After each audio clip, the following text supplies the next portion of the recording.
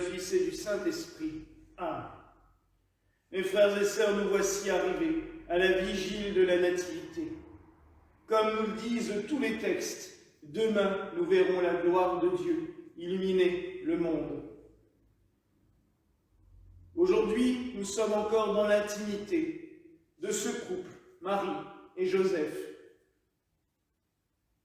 Nous venons d'entendre comment Joseph, quand Marie est revenue de chez Élisabeth, a pris son épouse avec lui, afin de la protéger et afin qu'elle puisse mettre au monde le Sauveur.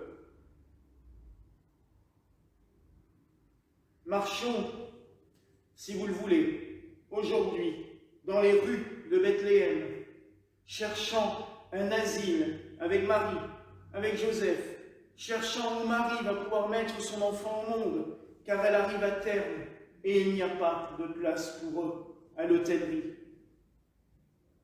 Combien de fois nous-mêmes, nous sommes en errance, nous cherchons, nous creusons, nous ne trouvons pas de solution.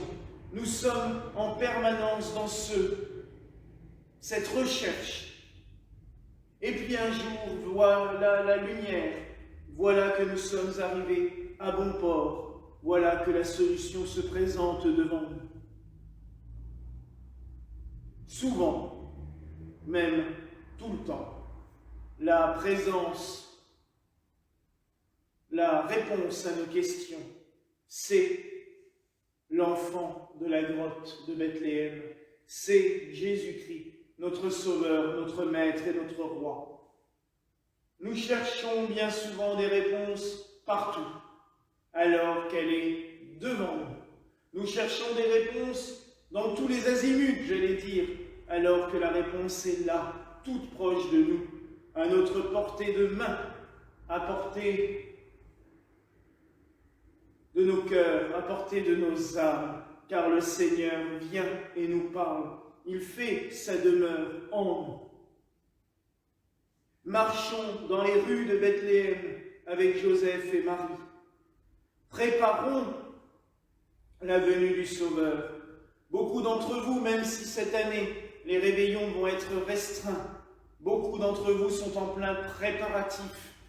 En venant jusqu'ici ce matin, les zones commerciales étaient déjà bien pleines. Mais est-ce que c'est ce que nous voulons? Est-ce que préparer la fête de Noël ne serait pas faire un surplus d'amour, de partage, de communion les uns avec les autres?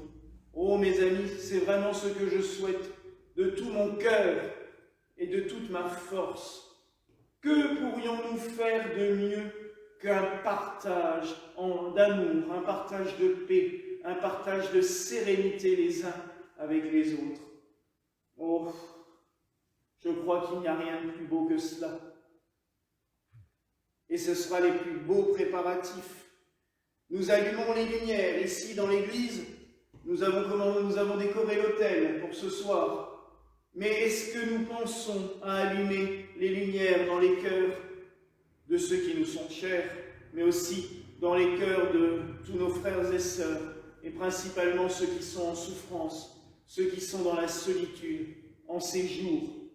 Pensons aussi à ceux qui sont meurtris par l'absence de gens proches qui sont déjà partis vers la lumière des cieux invisibles, mais aussi parce qu'ils ne peuvent pas recevoir chez eux ou qu'ils ne peuvent pas aller chez ceux qu'ils aiment. Apportons-leur aussi de cette lumière, que nos préparatifs de cette veillée de Noël soient des préparatifs, comme je vous l'ai dit, de lumière et d'amour. Allons allumer les lumières dans le cœur de ceux qui nous sont chers et aussi dans le cœur de ceux avec qui nous avons des difficultés.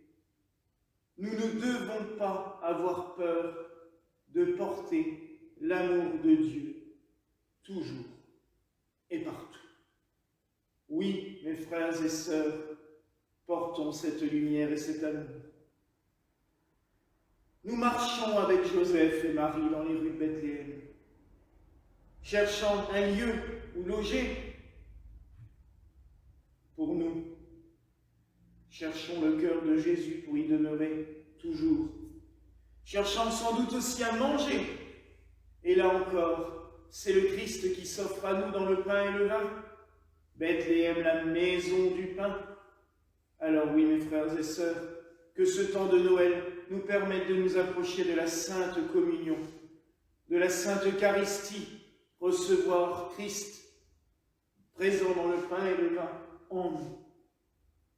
Faisons de nos cœurs cette grotte où le Christ se donne au monde. Avec Marie, avec Joseph, préparons-nous dans la prière, dans le partage, dans l'amour, dans la lumière, à cette venue du Sauveur. Voilà la grâce que je vous souhaite en ce jour, au nom du Père, du Fils et du Saint-Esprit.